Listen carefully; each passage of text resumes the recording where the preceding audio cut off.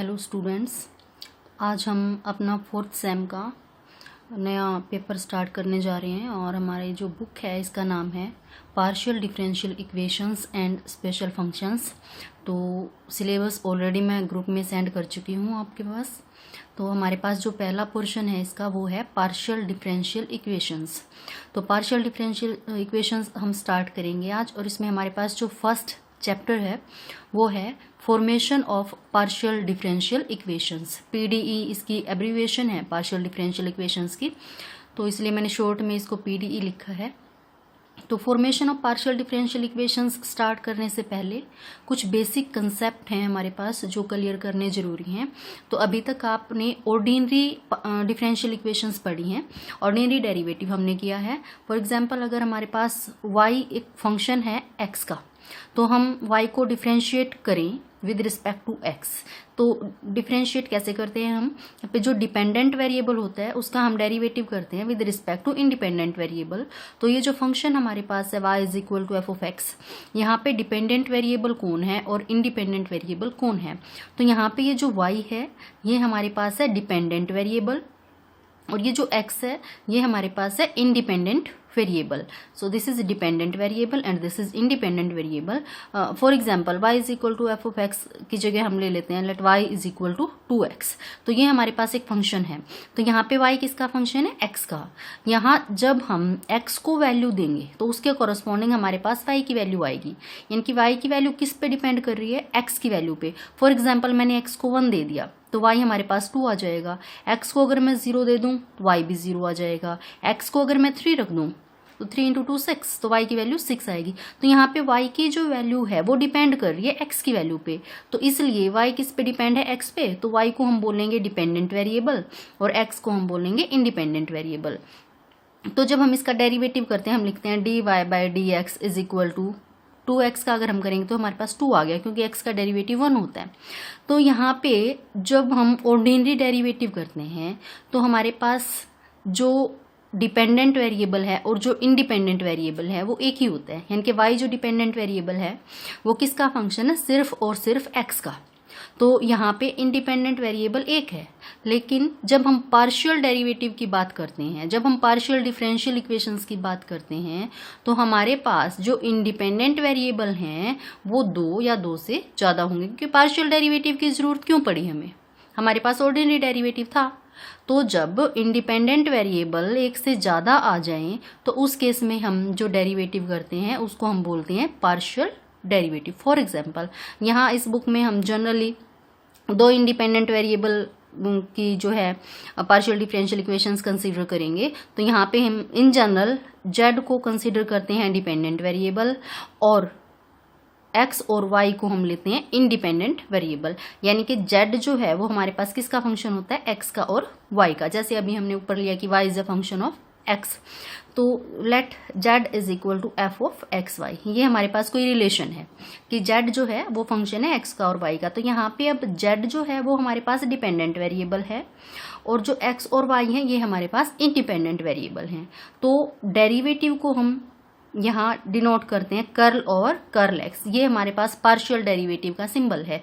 तो जब हम with respect to X derivative करेंगे तो हम कर्ल एक्स लिखेंगे, जब हम with respect to Y derivative करेंगे तो हम कर्ल वाई लिखेंगे, है ना। तो जैसे जेड है तो जेड में 2 वेरिएबल इन्वॉल्व हैं एक्स और वाई। तो जब हम इसका विद रिस्पेक्ट टू एक्स इसको पार्शियली डिफरेंशिएट करेंगे तो हमारे पास आएगा curl Z by curl X.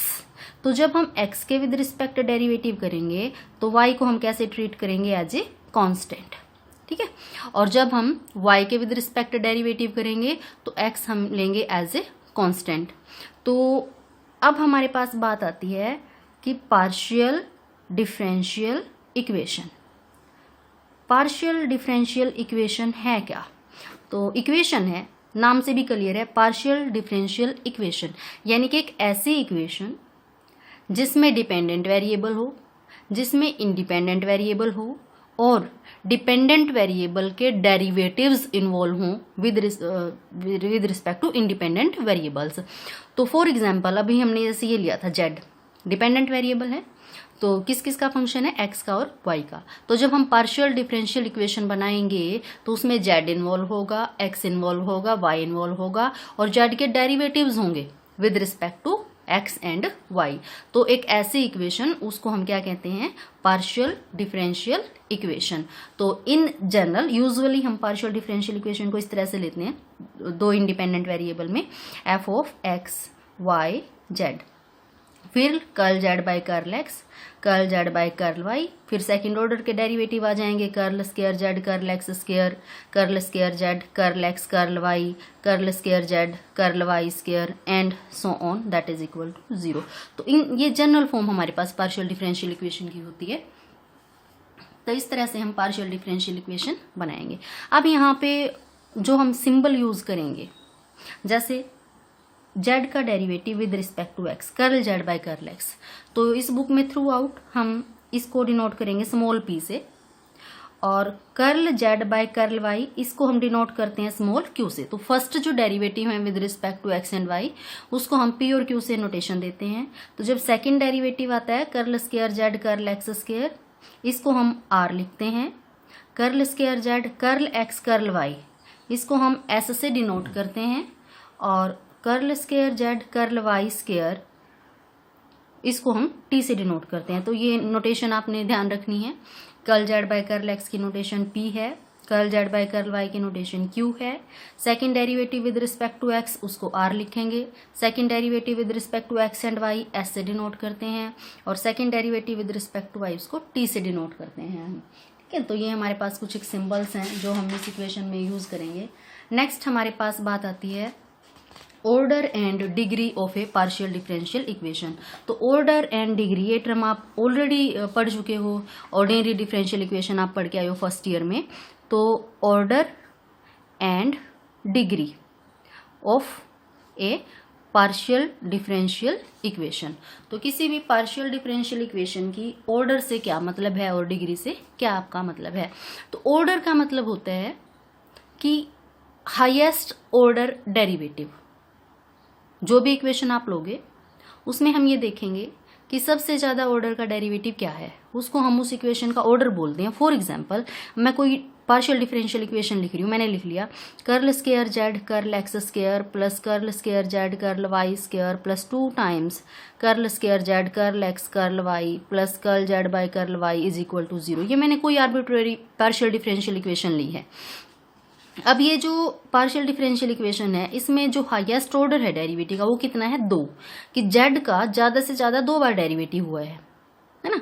तो हम वो देखेंगे कि मैक्सिमम डेरिवेटिव का ऑर्डर कितना है, उसको हम उस इक्वेशन का ऑर्डर बोलते हैं। तो अब ये जो इक्वेशन हमने ली, यहाँ पे इसका जो ऑर्डर है वो कितना है, 2, क्योंकि मैक्सिमम ऑर्डर कितना है, 2 है डेरिवेटिव। अब ऐसे ही अगर मैं कोई इक्वेशन लूं, मैंने लिख दिया curl cube Z curl X cube plus 2 curl Z by curl x plus Y is equal to 0, ये मैंने कोई इक्वेशन ले ली। ठीक है, अब इसमें जो हमारे पास मैक्सिमम जो ऑर्डर है डेरिवेटिव का वो कितना है, 3, क्योंकि जेड का मैक्सिमम डेरिवेटिव कितनी बार हुआ है, 3 times curl cube Z curl X cube. तो इस इक्वेशन का जो हमारे पास ऑर्डर बनेगा वो कितना बनेगा, 3। ठीक है, ये आप ऑलरेडी पढ़ चुके हो ऑर्डिनरी डिफरेंशियल इक्वेशन में, तो कोई नई टर्म नहीं है। तो ऑर्डर का मतलब कि उस इक्वेशन में मैक्सिमम डेरिवेटिव कितनी बार हुआ है डिपेंडेंट वेरिएबल का। ठीक है, तो ये हमारे पास ऑर्डर है। उसके बाद हमारे पास बात आती है डिग्री की। ठीक है, अब डिग्री क्या होगी, जो भी पार्शियल इक्वेशन आप ले रहे हो उसमें जो हाईएस्ट ऑर्डर है उसकी हम पावर देखेंगे, उसका हम एक्सपोनेंट देखेंगे, और उसको हम कहते हैं उसकी डिग्री। और एक्सपोनेंट कब देखेंगे, जब वो इक्वेशन फ्री हो फ्रैक्शन से और रेडिकल से, यानी कि उस इक्वेशन के अंदर कोई फ्रैक्शन आपके पास इन्वॉल्व नहीं होना चाहिए, कोई भी रेडिकल कोई भी फ्रैक्शनल पावर आपके पास नहीं होनी चाहिए। अगर है उस इक्वेशन में तो पहले हम उस फ्रैक्शन को एलिमिनेट करेंगे, और उसके बाद सिंपल फॉर्म में आने के बाद हम ये देखेंगे कि हाईएस्ट ऑर्डर डेरिवेटिव की पावर कितनी है। फॉर एग्जाम्पल, अभी जैसे हमने ये इक्वेशन ली curl cube Z curl X cube plus 2 curl Z by curl x plus Y equal to 0। अब यहाँ पे जो हाईएस्ट ऑर्डर डेरिवेटिव वो कितना है, 3 है ना। तो हम जो हाईएस्ट ऑर्डर डेरिवेटिव उसकी पावर देखेंगे। तो यहाँ पे इस हाईएस्ट ऑर्डर डेरिवेटिव की पावर तो 1 है, इसकी कुछ पावर पड़ी नहीं है, तो इसलिए इसकी जो डिग्री होगी इस इक्वेशन की वो कितनी होगी 1। सिमिलरली हमने जो ये ऊपर इक्वेशन ली थी curl square Z curl x square, तो इसमें हाईएस्ट ऑर्डर डेरिवेटिव 2 है हर एक टर्म का, है ना, इसका भी इसका भी इसका। तो सेकंड ऑर्डर डेरिवेटिव की जो पावर है वो 1 है हर जगह, तो इसकी डिग्री कितनी हो जाएगी आपके पास 1 हो जाएगी, है ना। सिमिलरली अब जैसे मान लिया मैं कोई और इक्वेशन लिख रही हूँ, मैंने लिखा curl square Z curl x square plus curl Z by curl Y का square plus z is equal to 0, ये मैंने एक इक्वेशन ली है। अब यहाँ पे इसकी डिग्री क्या होगी, है ना, तो इसकी डिग्री का मतलब क्या था कि जो भी हाईएस्ट ऑर्डर डेरिवेटिव हमने उसकी पावर देखनी है, ना कि किसी और टर्म की, है ना। तो यहाँ पे हाईएस्ट ऑर्डर डेरिवेटिव तो 2 है, curl square Z curl x square, तो इसकी पावर तो 1 है। हालांकि curl Z by curl Y की पावर 2 है, लेकिन ये हाईएस्ट ऑर्डर डेरिवेटिव तो नहीं है ना, ये तो फर्स्ट ऑर्डर डेरिवेटिव है और ये सेकंड ऑर्डर, तो हम सेकंड ऑर्डर की पावर देखेंगे तो यहाँ पे पावर कितनी है 1, तो इसलिए इसकी जो हमारे पास डिग्री होगी वो कितनी हो जाएगी 1। ठीक है, तो इस तरह से हम चेक करते हैं डिग्री। एक और एग्जांपल देखते हैं हम। मान लिया हमारे पास कुछ ये पड़ा है, curl square Z curl x square की power 1/2 plus 5 z is equal to 0, ये मैंने कोई इक्वेशन ले ली। ठीक है, अब इसकी हम डिग्री कैसे निकालेंगे। इसकी डिग्री निकालने के लिए जब हमने डिग्री को डिफाइन किया तो हमने ये बोला कि डिग्री हाईएस्ट ऑर्डर डेरिवेटिव की पावर देखनी है। आफ्टर जो इक्वेशन है उसको फ्री करेंगे हम रेडिकल से और फ्रैक्शन से। तो यहाँ पे देखो फ्रैक्शन और पावर इन्वॉल्व है, रेडिकल है ना 1/2, तो सबसे पहले हम इस पावर को सिंपल फॉर्म में लेके आएंगे। और इसको सिंपल फॉर्म में लेके आने के लिए क्या करना पड़ेगा आपको, इसको हम लिख सकते हैं curl square Z curl x square की power 1/2 that is equal to -5 z. तो अब ये 1/2 एलिमिनेट करना है तो दोनों तरफ स्क्वायर कर दो आप। तो जब हम स्क्वायर करेंगे दोनों तरफ तो curl square Z curl x square ये रूट कैंसिल हो जाएगा और इधर स्क्वायर करोगे आप 25 जेड स्क्वायर। ठीक है, तो अब आप इसकी डिग्री बता सकते हो ना। तो अब ये highest order derivative curl square Z curl x square इसकी पावर 1 है, तो ये जो इक्वेशन होगी हमारे पास इसकी डिग्री कितनी हो जाएगी हमारे पास 1। ठीक है, तो ये था हमारे पास कंसेप्ट ऑर्डर का और डिग्री का। उसके बाद हमारे पास है linear and non linear partial differential equations. Linear नाम से भी क्लियर है, ऑलरेडी आप ये टर्म पढ़ चुके हो, लीनियर क्या होता है और नॉन लीनियर क्या होता है। तो लीनियर का मतलब हमारे पास एक ऐसी इक्वेशन, ऐसी पार्शियल डिफरेंशियल इक्वेशन जिसमें डिपेंडेंट वेरिएबल और उसके डेरिवेटिव्स ना तो आपस में मल्टीप्लाई हों और उनकी पावर मैक्सिमम कितनी होनी चाहिए 1। ठीक है, उसको हम लीनियर कहते हैं। और अगर कोई पार्शियल डिफरेंशियल इक्वेशन में डिपेंडेंट वेरिएबल और उसके डेरिवेटिव्स आपस में मल्टीप्लाई में पड़े हैं या उनकी पावर 1 से ज़्यादा है तो उस इक्वेशन को हम कहेंगे non linear partial differential equation. ठीक है, ये तो हमारे पास कुछ एक बेसिक कंसेप्ट थे पार्शियल डिफरेंशियल इक्वेशन के। अब हमारे पास हमारा जो चैप्टर है वो है formation of partial differential equation. तो मेन कंसेप्ट हमारा स्टार्ट होता है कि हम पार्शियल डिफरेंशियल इक्वेशन को कैसे फॉर्म करते हैं। तो formation of partial differential equations में हमारे पास है 2 तरह से हम एक पार्शियल डिफरेंशियल इक्वेशन को बना सकते हैं। एक पहला जो हमारे पास मेथड है वो है बाय एलिमिनेटिंग आर्बिट्रेरी कॉन्स्टेंट्स, और जो दूसरा मेथड है वो है बाय एलिमिनेटिंग आर्बिट्रेरी फंक्शन। तो जो फर्स्ट एक्सरसाइज हमारे पास है उसमें है formation of equation by the elimination of arbitrary constant. तो मान लेते हैं हमारे पास कोई रिलेशन गिवन है और हमने उससे एक पार्शियल डिफरेंशियल इक्वेशन बनानी है। So let F of x Y Z A B that is equal to 0, ये रिलेशन हमारे पास गिवन है। एक्स वाई जेड ए और बी आर्बिट्रेरी कांस्टेंट है। तो इस रिलेशन से हम कैसे पार्शियल डिफरेंशियल इक्वेशन बनाएंगे, by elimination of arbitrary constants A and B. तो अब हमने ए और बी को खत्म करना है, तो यहाँ पे हम क्या करते हैं, जेड हमारे पास जो है वो है डिपेंडेंट वेरिएबल, जेड को हम डिपेंडेंट वेरिएबल लेते हैं और एक्स और वाई है इंडिपेंडेंट वेरिएबल, यानी कि जेड एक फंक्शन है एक्स का और वाई का। तो हम क्या करेंगे, ये जो गिवन रिलेशन है इसको हम एक बार डिफरेंशिएट करेंगे विद रिस्पेक्ट टू एक्स और एक बार हम इसको डिफरेंशिएट कर देंगे विद रिस्पेक्ट टू वाई। तो पहले हम इसको डिफरेंशिएट करते हैं। तो differentiating partially with respect to X, what we get, X के विद रिस्पेक्ट जब हम इसका डेरिवेटिव करेंगे तो पहले तो curl F by curl x plus, अब क्योंकि इसमें जेड भी इन्वॉल्व है और जेड फंक्शन है एक्स का और वाई का, तो जेड का डेरिवेटिव भी हमें करना पड़ेगा। तो पहले फिर हम करेंगे एफ का विद रिस्पेक्ट टू जेड और जेड का with respect to X, that is equal to 0। तो अभी मैंने आपको बताया था कि curl Z by curl X को हम किससे डिनोट करते हैं, पी से। तो आप इसको ऐसे भी लिख सकते हो, curl F by curl x plus curl F by curl z, और curl Z by curl x की जगह p, that is equal to 0। तो एक रिलेशन आ जाता है हमारे पास। सिमिलरली जब हम इसको with respect to y differentiate करेंगे इस रिलेशन को, तो पहले तो curl F by curl y, फिर curl F by curl z और curl Z by curl Y, that is equal to 0। Curl Z by curl y को हम क्यों से डिनोट करते हैं, तो यहाँ से curl F by curl x plus curl F by curl Y plus curl F by curl z, और curl Z by curl y को क्यू से डिनोट करते हैं, दैट इज इक्वल टू 0। तो दो रिलेशन आ जाते हैं हमारे पास।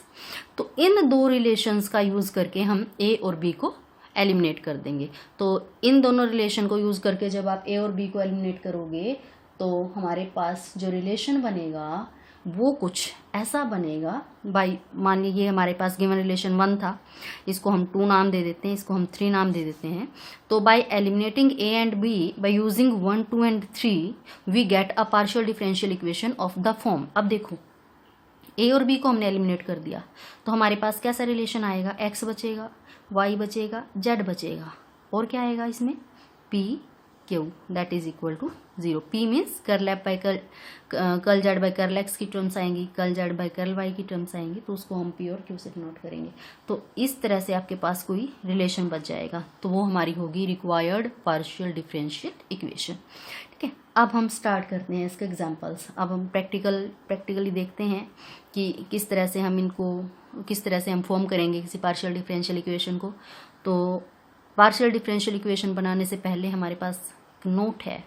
अभी हमारे पास है क्या कि z एक डिपेंडेंट वेरिएबल है और x और y इंडिपेंडेंट वेरिएबल्स हैं, और हम जो पहला मेथड है वो हम कर रहे हैं formation of partial differential equations bye eliminating arbitrary constants.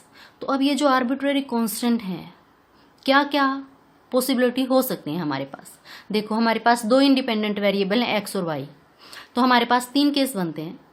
पहला केस, जब नंबर ऑफ आर्बिट्रेरी कांस्टेंट और number of independent variables equal हों, यानी कि जैसे इंडिपेंडेंट वेरिएबल x और y 2 हैं तो 2 ही आर्बिट्रेरी कांस्टेंट हों, पहला केस इक्वालिटी का।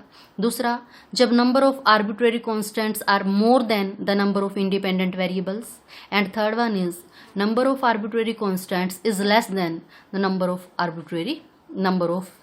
Independent variables. तो पहला केस, जब नंबर ऑफ इंडिपेंडेंट वेरिएबल्स और number of arbitrary constants same हो, उस केस में हमारे पास क्या होगा, तो उस केस में हमारे पास एक ही जो है पार्शियल डिफरेंशियल इक्वेशन आएगी फर्स्ट ऑर्डर की, अगर आर्बिट्रेरी कांस्टेंट और इंडिपेंडेंट वेरिएबल सेम हो, नंबर सेम हो दोनों का। तो उस केस में एक हमारे पास पार्शियल डिफरेंशियल इक्वेशन आएगी और उसका ऑर्डर होगा first. And if the number of arbitrary constants is less than the number of independent variables, then the elimination of constants usually shall give rise to more than one partial differential equation of first order। तो जो second case हमारे पास है, अगर हमारे पास arbitrary constants कम है और number of independent variables ज़्यादा हैं, उस केस में हमारे पास एक से ज़्यादा पार्शियल डिफरेंशियल इक्वेशन बनेंगी। और तीसरा केस जो होगा वो है कि अगर number of arbitrary constants is more than the number of independent variables, तो अगर आर्बिट्रेरी कांस्टेंट्स ज़्यादा हैं, इंडिपेंडेंट वेरिएबल्स कम हैं, उस केस में हमारे पास जो पार्शियल डिफरेंशियल इक्वेशन आएगी that will be order higher than 1। तो उसका जो ऑर्डर होगा वो एक से ज़्यादा होगा। तो ये 3 केस हैं। अब ये तीनों केस हम देखेंगे कि कैसे कैसे एग्जाम्पल्स में हमारे पास कि जब इंडिपेंडेंट वेरिएबल और आर्बिट्रेरी कांस्टेंट सेम है तो एक ही पार्शियल डिफरेंशियल इक्वेशन आएगी, उसका ऑर्डर 1 होगा, है ना। दूसरा केस अगर ज़्यादा है, अगर कम है तीसरे केस में। तो देखते हैं हम इसका फर्स्ट जो हमारे पास एग्जाम्पल है, देखो, form the partial differential equation by eliminating arbitrary constants a and b from the equation z is equal to ax। तो हमारे पास एग्जाम्पल फर्स्ट है, इक्वेशन गिवन है z is equal to ax plus B Y plus A square plus B square. तो ये relation given है। तो हमने एक पार्शियल डिफरेंशियल इक्वेशन बनानी है by eliminating arbitrary constants A and B. तो ए और बी को एलिमिनेट करके पार्शियल डिफरेंशियल इक्वेशन हम बनाएंगे। तो देखो क्या प्रोसेस है। सबसे पहले ये जो डिपेंडेंट वेरिएबल जेड है इसको हम डिफरेंशिएट करेंगे partially with respect to X. So differentiating Z with respect to X, what we will get, curl Z by curl x that is equal to, अब देखो हम एक्स के विद रिस्पेक्ट डेरिवेटिव कर रहे हैं तो वाई को हम एज अ कांस्टेंट ट्रीट करेंगे, ठीक है। तो हमारे पास यहाँ एक्स का डेरिवेटिव 1, तो क्या बचेगा हमारे पास ए। तो हमारे पास curl Z by curl x की वैल्यू जो है वो आ जाती है ए, क्योंकि आगे डेरिवेटिव करोगे बी भी कांस्टेंट है, वाई भी कांस्टेंट है, 0, ए और बी दोनों कांस्टेंट है 0। तो एक रिलेशन हमारे पास ये आया। Similarly differentiating Z partially with respect to Y, so curl Z by curl Y that is equal to, अब जब आप वाई के विद रिस्पेक्ट पार्शियल डेरिवेटिव करोगे तो एक्स को एज अ कांस्टेंट हम लेंगे, तो ये हमारे पास क्या हो जाएगा 0। यहाँ से y का डेरिवेटिव 1, तो हमारे पास कितना बचा b, और ये दोनों हमारे पास 0 हो गए। तो देखो a की वैल्यू ऑलरेडी आ चुकी है अपने पास curl Z by curl x, b की वैल्यू हमारे पास आ गई curl Z by curl y। अब ये दोनों वैल्यू हम इस गिवन रिलेशन 1 में यूज कर देंगे। तो जब हम ये दोनों वैल्यूज गिवन रिलेशन में रखेंगे, so z is equal to a, a की जगह क्या, a की वैल्यू कितनी आई है curl Z by curl x, so curl Z by curl x into में x, प्लस b की वैल्यू आई है curl Z by curl y, तो curl Z by curl y into में y plus A square, a means curl Z by curl x का whole square, plus B square means curl Z by curl Y का whole square. तो देखो ये हमारे पास relation आ गया जिसमें ए और बी एलिमिनेट हो चुके हैं। तो ये हमारे पास बन जाती है रिक्वायर्ड पार्शियल डिफरेंशियल इक्वेशन, ठीक है, सिंपल है बिल्कुल। अब हम देखते हैं हमारे पास जो सेकंड एग्जांपल है, सेकंड एग्जांपल में है कि form the partial differential equation by eliminating h and k from the equation. तो हमारे पास अब इक्वेशन गिवन है x माइनस एच का square plus y minus K का square and plus Z square that is equal to lambda square. तो ये हमारे पास गिवन है रिलेशन। अब इसमें h और k आर्बिट्रेरी कांस्टेंट हैं और h और k को एलिमिनेट करना है हमने, लैम्डा कोई भी पैरामीटर है। तो इसने बोला है कि bye eliminating h and k, तो h और k को हम किस तरह से एलिमिनेट करेंगे वो हम देखते हैं। देखिए ये रिलेशन है, इसको हम पहले डिफरेंशिएट करते हैं partially with respect to x। तो जब हम x के विद रिस्पेक्ट डेरिवेटिव करेंगे तो ये टर्म देखो आप 2 टाइम्स x माइनस एच। अब ये तो आर्बिट्रेरी कांस्टेंट से 0 हो जाएगा। z को देखेंगे क्योंकि z डिपेंडेंट वेरिएबल है x और y का, तो z स्क्वायर का हम डेरिवेटिव करेंगे 2z और फिर z का करेंगे curl z by curl x that is equal to 0। तो ये हमारे पास एक रिलेशन बन जाता है। सिमिलरली जब हम y के विद रिस्पेक्ट इसका डेरिवेटिव करेंगे तो इस टर्म का पहले वाली टर्म का 0 हो जाएगा। यहाँ से देखो 2 times y minus K plus फिर z स्क्वायर का करेंगे 2z curl Z by curl Y that is equal to 0। तो ये दो हमारे पास इक्वेशंस आ जाती हैं। इन दोनों को हम देखें, 2 कॉमन है दोनों में से, 2 को कॉमन निकाल देंगे और ये जो टर्म है इनको शिफ्ट कर देंगे दोनों इक्वेशन में। तो फर्स्ट इक्वेशन को देखो 2 थ्रू आउट कॉमन गया, x माइनस एच हमारे पास बच जाता है। सो हमारे पास x minus H that is equal to, x minus H को लेफ्ट में रखेंगे, इस टर्म को शिफ्ट कर देंगे, राइट में जाएगी माइनस, क्योंकि प्लस की है तो आपके पास नेगेटिव हो जाएगी, minus Z curl Z by curl x. So minus Z curl Z by curl X. Similarly जब हम दूसरी इक्वेशन को देखेंगे 2y minus K plus 2z curl Z by curl Y, इसमें से पहले 2 हम थ्रू आउट कॉमन निकाल देंगे, फिर z curl Z by curl y को राइट में शिफ्ट कर देंगे, तो हमारे पास वैल्यू आएगी y minus k that is equal to minus Z curl Z by curl y. ठीक है, तो ये हमने वैल्यू निकाल दी, x minus h is equal to this and y minus k is equal to minus Z curl Z by curl Y. तो अब हमारे पास जो गिवन रिलेशन था वो हमारे पास ये है, x माइनस एच का square plus Y minus K का square plus Z square is equal to lambda square, ये रिलेशन था। और इसने हमें बोला कि एच और के को एलिमिनेट करके एक आर्बिट्रेरी जो है पार्शियल डिफरेंशियल इक्वेशन बनाओ। तो देखो यहाँ हमारे पास x माइनस एच की वैल्यू ऑलरेडी आ चुकी, y माइनस के की वैल्यू ऑलरेडी आ चुकी, तो ये वैल्यूज हम इसमें यूज करेंगे। तो x माइनस एच की हमारे पास वैल्यू कितनी है, minus Z curl Z by curl X, तो यहाँ रख दो, स्क्वायर है, so minus Z curl Z by curl x का square plus Y minus K की हम देखेंगे minus Z curl Z by curl Y का स्केयर प्लस में Z square that is equal to lambda square. तो square है तो minus plus में कन्वर्ट हो जाएगा, तो ये हमारे पास बनेगा z square curl Z by curl x का square plus z square curl Z by curl Y का square plus z square is equal to lambda square. अब देखो ये जेड स्केयर तीनों टर्म्स में इन्वॉल्व है, आप चाहो तो यहाँ से जेड स्केयर को कॉमन भी ले सकते हो, अदरवाइज आप यहाँ भी छोड़ सकते हो। तो ये हमारे पास बन जाती है रिक्वायर्ड पार्शियल डिफरेंशियल इक्वेशन। ठीक है, तो ये हमारे पास था सेकंड एग्जांपल। ऐसे अब हम एग्जांपल नंबर 3 देखते हैं।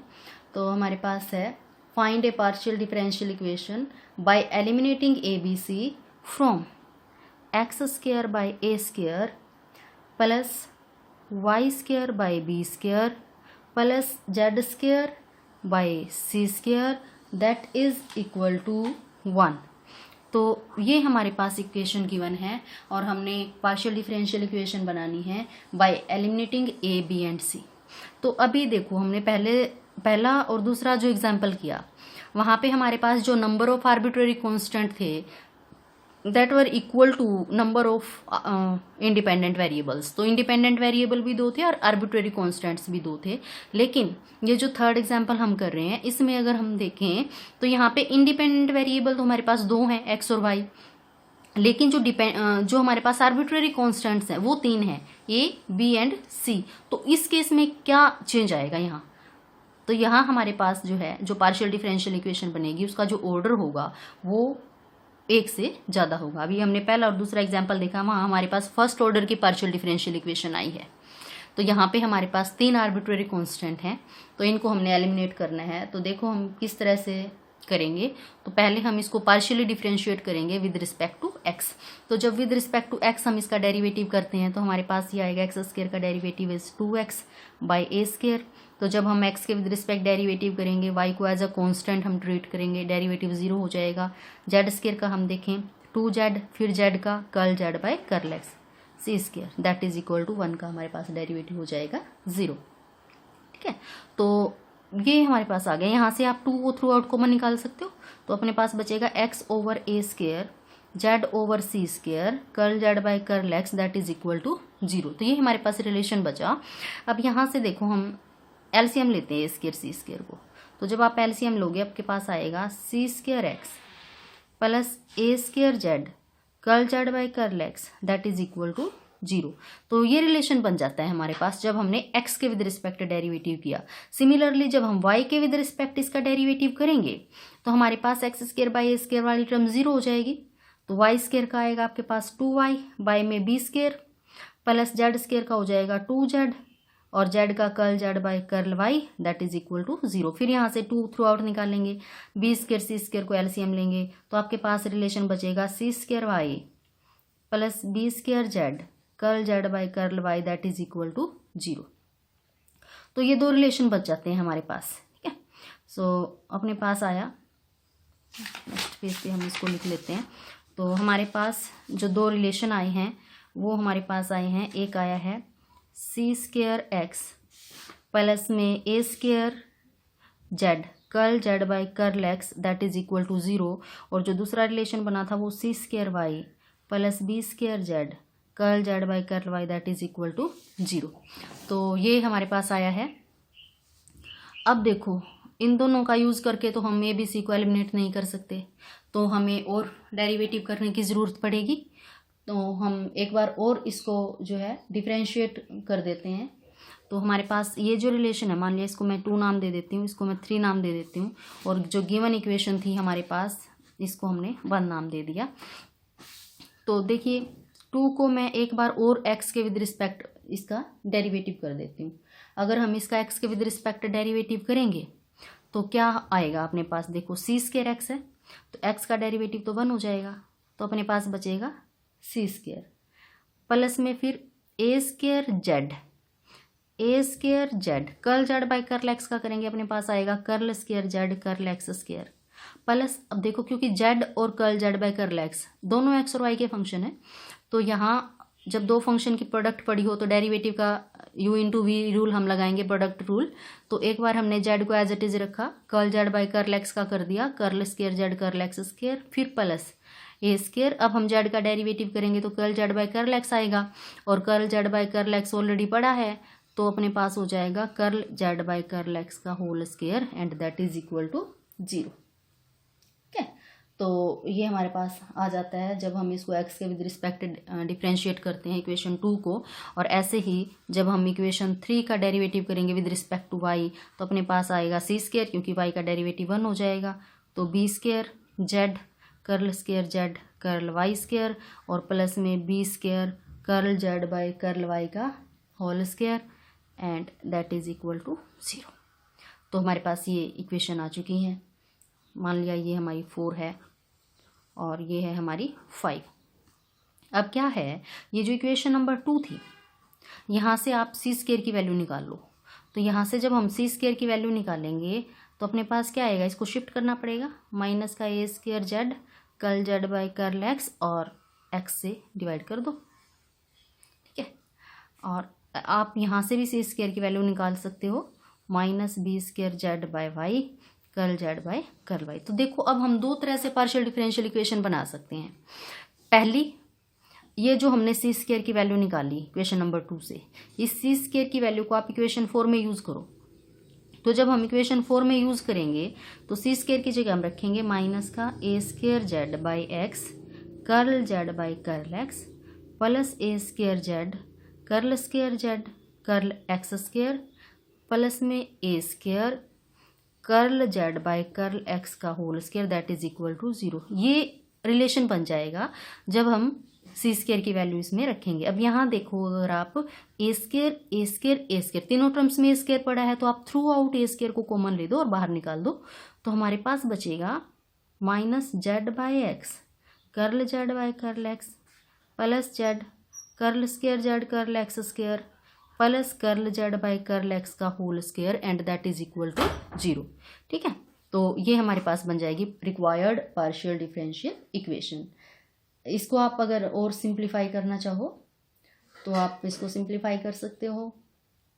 कैसे, एक्स को हम एलसीएम ले लेंगे और जो भी रिक्वायर्ड रिलेशन बनेगा वो आपकी पार्शियल डिफरेंशियल इक्वेशन होगी। ठीक है, एक तो इस तरह से आप पार्शियल डिफरेंशियल इक्वेशन निकाल सकते हो। दूसरा कौन सा वे है, जो हमने इक्वेशन नंबर 3 से सी स्केयर की वैल्यू निकाली है, ये सी स्केयर की वैल्यू आप इक्वेशन नंबर 5 में यूज कर दो। तो जब आप 5 में यूज करोगे तो आपके पास y की फॉर्म में एक रिलेशन आएगा। ठीक है, तो इस एग्जाम्पल को आप दो तरह से कर सकते हो।